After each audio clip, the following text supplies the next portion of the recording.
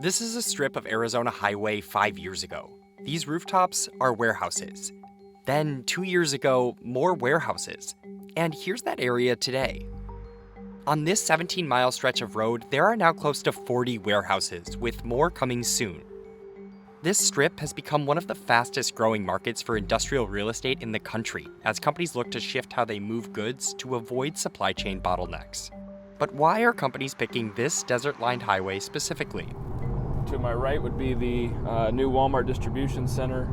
Amazon, REI, Dick's Sporting Goods, UPS, and more fill out this strip known as Loop 303, which sits about 20 miles west of Phoenix and follows an arc that connects Interstate 10 to Interstate 17. But much of the development is happening here, between I-10 and US 60, an area that was once farmland. Everything from cotton to other types of feedstock were grown out here, and over time the land became increasingly valuable, and so many of these farmers would sell to industrial developers or residential developers, and they'd come in and build the kind of product you see today. That product? Massive warehouse spaces like this building that will soon be a distribution center for sportswear brand Puma. We are trying, to be prepared for the future, and therefore we decided to go to Arizona, and we will build there a 1.1 million square foot facility. Companies through the second quarter had leased a net total of 16 million square feet of industrial space in the greater Phoenix area. That put it up there with Chicago and Dallas-Fort Worth as one of the country's busiest sites for new logistics activity this year. Many of these buildings were built before they even had a tenant, including Puma's future space. Developers are confident that there are more companies that want to locate along this corridor, and they're saying, we're going to make a bet that this is going to pay off if we build more warehouse space. Another 19.8 million square feet of industrial space is now under construction in the Phoenix region, which includes the Loop 303 corridor. To see why companies are doing this, look about 300 miles west, where there is a bottleneck at the West Coast traditional freight hub, Southern California's Inland Empire. Many of the shipments from the ports of Los Angeles and Long Beach stop here after leaving the docks, but space here is tight. In the Inland Empire, the warehousing market has a vacancy rate that's fallen below 1%. So that has forced companies that otherwise would have been leasing space there to look for alternatives. Before picking the 303, Puma considered adding more space in Torrance, where it has its existing Southern California facility. But there was a problem. There is no space available right now in Torrance, and you have to look into the future, and I don't expect it's getting better out there.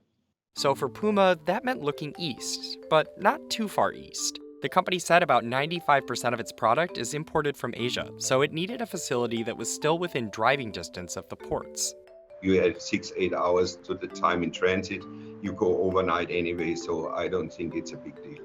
Trucking goods over 350 miles to Phoenix versus 15 miles to Torrance can carry a cost. Some companies and developers say, however, that cheaper leasing rates along the 303 make it more cost-effective overall. That's especially true when the consumer is in or near Phoenix. Phoenix for years has been a hotbed for industrial growth, but I think what's namely different today is these global brands, these well-known consumer brands, need to service the Southwest. It's the growth belt, it's where people are moving to. Phoenix has a population of nearly 5 million, and like other Sunbelt cities, it's been growing rapidly. But it still pales in comparison to the 24 million person market in Southern California. The reality is, though, many of these products now are serving the Sun Belt. So, they're brought in, whether it's through the Port of LA Long Beach into Phoenix, and now you can service West Texas, Colorado, New Mexico, Nevada, all from a central hub. You can be either close to the port or close to the customer. So I think with the investment in Phoenix, we can actually serve, for a certain area, both. So given the advantages companies and developers see in Phoenix, some hope it'll be the next Inland Empire. But for now, it still has a long way to go. What I envision over the next 30 to 40 years is you're going to see a shift westward, closer into California, but still be in Arizona and servicing the Southern California basin from here. Currently, the Inland Empire has 1.5 times the industrial space of the entire Phoenix market, and Loop 303 is just one part of that. But this highway does still have a role to play. I think Loop 303 is exactly the kind of solution companies are looking for, with the end goal of helping all of us get that little package on your doorstep or pick up whatever it is at the store that much quicker and faster and cheaper.